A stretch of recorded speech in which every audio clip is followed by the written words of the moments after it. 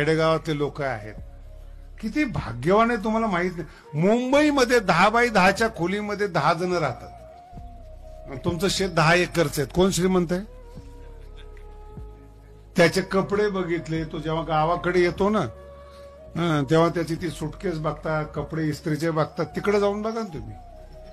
मुंबईमध्ये एखाद्या दिवशी घरी जा त्याच्या, काय परिस्थिती, काय उणे, सगळेच उणे आहेत, प्लस काहीच नाही. पण तुम्हाला तो चिडवतो आणि तुम्ही सुखी आहात शेतकरी. काय सांगायचं, तुम्ही जर शहरात गेलात ना ते किती पोळ्या करू म्हणून बायको विचारते हो. कागदासारख्या पोळ्या, आणि पुन्हा संख्या सांगायची किती. काय शब्द आहे किती.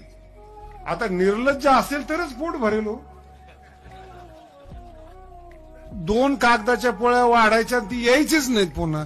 अरे तेवढा तर एकच घास आहे शेतकऱ्याचा, आणि तिच्यामध्ये सगळं पीठच किती असतं हो तिचं. किलो 2 किलो ती आहो. त्यांना राहायला जागा नाही, तिथं धान्याच्या पोत्याला कुठं जागा आहे तिथं.